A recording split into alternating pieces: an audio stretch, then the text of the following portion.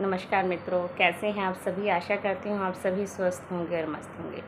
मैं डॉक्टर पुनीता गुलाबी नगरी जयपुर से एक बार फिर आप सभी के समक्ष प्रस्तुत हूँ। हम मालती जोशी, पद्मश्री सम्मानित मालती जोशी जी के कृतित्व पर विस्तारपूर्वक चर्चा करने के लिए उपस्थित हैं और इससे पहले वीडियो में एक उनके संस्मरण का जो आत्मकथ्यात्मक उनका संस्मरण है, इस प्यार को क्या नाम दो, इस पर चर्चा करने के लिए आज उपस्थित हुई हैं। मालती जोशी जी का ये संस्मरण जो है वो स्वयं अपने मुख रविंद से व्यक्तित्व करते हुए कहती हैं कि 25 वर्ष पूर्व की बात है।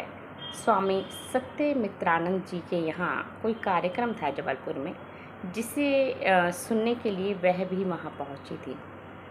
और एक दिन प्रवचन स्थल पर ही कुछ महिलाओं ने आकर उनसे संपर्क किया और उनके सामने ये विचार रखा कि हम कुछ महिलाएं हैं, वो 8-10 महिलाएँ रही होंगी, हम एक महिला लेखक संगठन की स्थापना करते हैं और हम चाहते हैं कि उस लेखक संघ का जो संगठन है उसका उद्घाटन आपके हाथों हो।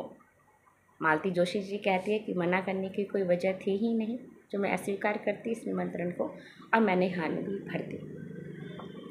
और अगले दिन इस कार्यक्रम का जो उद्घाटन है, दूसरे ही दिन मतलब अगले ही दिन एक सदस्य के घर पर बहुत ही घरेलू वातावरण में इस उद्घाटन समारोह का आयोजन किया गया और 8-10 महिलाएं ही कुल उसमें रही होंगी, इसलिए भाषणबाजी तो अधिक नहीं हुई।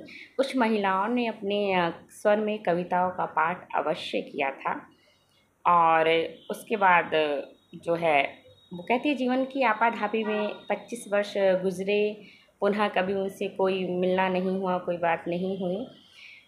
मालती जोशी जी कहते हैं मैं लगभग इस चीज़ को भूल चुकी थी, लेकिन 25 वर्ष पश्चात जीवन की आपाधापी में जो 25 वर्ष उन्होंने व्यतीत किए, जो साहित्य जगत में उन्होंने बिताए, उसके बाद 25 वर्ष पश्चात एक पत्र उनके पास आता है उसी महिला लेखिका संगठन का कि जिस महिला लेखिका संगठन की स्थापना आपने जबलपुर में की थी, उसकी रजत जयंती है, 25वीं सालगिरह है और हम चाहते हैं कि 25वीं सालगिरह पर आप स्वयं यहाँ पे पधारें और जबलपुर पधार कर हमें गौरवान्वित करें। मालती जी कहती है कि उन्होंने पत्र का जवाब दिया कि उम्र के इस पड़ाव पे मैं आ चुकी हूँ 25 सालों में कि अब सफ़र करना मेरे लिए मुमकिन नहीं है, संभव नहीं है, मैं सफ़र नहीं करती हूँ। और उन्होंने कहा कि मेरा इसलिए जबलपुर आना संभव नहीं होगा। मालती जोशी जी के इस पत्र के जवाब में वहाँ महिला लेखक संगठन से जवाब आया कि ठीक है, यदि आप आने में संभव नहीं है, आपका आना संभव नहीं हो पा रहा है, तो आप हमारे लिए 14 अप्रैल का दिन जो है वो खाली रखिए। हम स्वयं जो है सब वहाँ पर आपके पास पधार जाएंगे, लेकिन जो रजत जयंती है वो आपके ही सानिध्य में संपन्न होगी।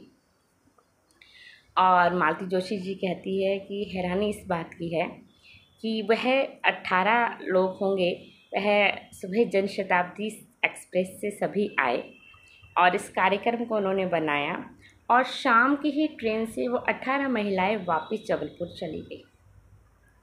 मालती जोशी जी कहती है इस रजत जयंती को उन्होंने दुष्यंत संग्रहालय जो था उसके सभागार में बनाया था और इस रजत जयंती को मनाने के बाद जब रात को वो ट्रेन से चले गए तो मालती जोशी जी को हैरानी इस बात की होती है कि वो यही बात कहना चाहती है कि इस प्यार को क्या नाम दो।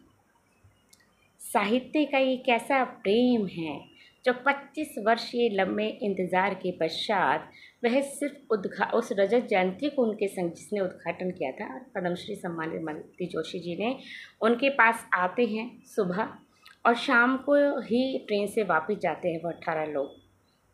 तो ये साहित्य प्रेम ही है। वो कहती है मालती जोशी जी कहती है कि ऐसी घटनाएं, ऐसे साहित्य प्रेमियों को लेकर विश्वास नहीं होता और मैं समझ नहीं पा रही इस प्यार को मैं क्या नाम दूँ। और साथ में मालती जोशी जी एक बात और कहती है कि ऐसे प्रेम को देखकर कभी कभी अपने लेखक होने पर गर्व होता है। वाकई में एक लेखक के लिए बहुत गौरव की बात है कि साहित्य प्रेमी उससे इस हद तक जुड़ जाए कि या तो साहित्य प्रेमी स्वयं उसे बुलाना चाहते हैं और वो आने में संभव नहीं है, उम्र के कारण, अनुभव जो है यात्राओं का छूट गया, इस कारण जो भी रहा है, लेकिन वह स्वयं कुछ समय के उसके साथ उस रजत जयंती को बनाने के लिए वहाँ पर पधार जाते हैं। तो इस प्यार को आप क्या नाम देंगे, ज़रूर बताइएगा। प्रणाम।